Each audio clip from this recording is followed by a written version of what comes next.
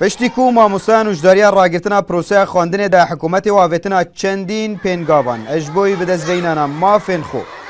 بۆ یەک ژێ وانان ژی ڤەگواستنا وان مامۆستایانە هێنکومەوەی خۆی یاسایی تەمام کری و تانا ژی ناتینە ڤەگواستن دەمبەردا ژی گوتەبێژی حکوومەت هەرێما کوردستانی دبێژە هەر مامۆستایەکێ ژێ مەهەکێ زێدەتر دامێنەکە وێ بێ فەسڵ کردن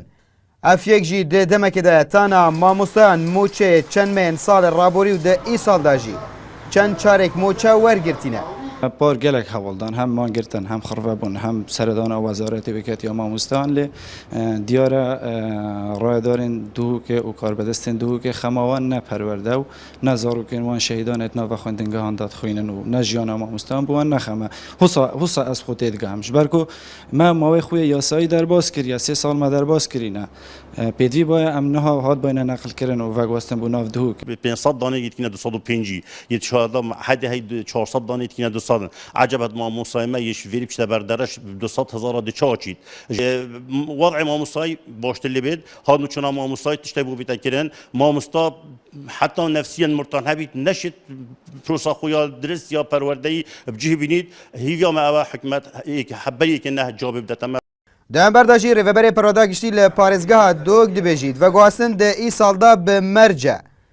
لێ تەمامکردنا 3 ساڵان نابیتە پیڤەر ئەش بۆی ڤەگواستنێ ڕێڤەبەریا گشتە پەروەردەی فەرزینە و ئەو مامۆستا بێنە ڤەگواستن چونکو ئەگە پێوی پێ هەبیتن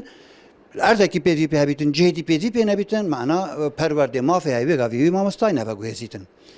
یادی طبعا دامەزراندن و گرێبەز ژی نینن نکە بەس سەرەڕای هێندێژرا پێنجشەمبە چووی کۆمبوون ئەنجومەنی وزارەتێ بوو ئێکیش بابەتێت کۆمبوونێ ئەو بوو سەر ڤەگواستنە مامۆستا دەرگای ڤەگواستنی دێ هەبیتن بەس شروطێت تێدا هێنان وەکی بێژی نە هەما هەر مامۆستایەکی vêgavê 3 ساڵ تەمام کردبن دێتە ڤەگواستنە لە پارێزگا دووک پتر ژ 27700 مامۆستایان هەنە و بە تەنیا ئەو مامۆستایان هاتن و چۆنە دیکەن نێزی 3000 مامۆستایانە gelek ji van mamostan jî petir ji 200,000 dînaran didene kiriya vegwastinê û ew beşê eşbûy wanan jî dimîne ji kiriya vegwastinê kêmtir e.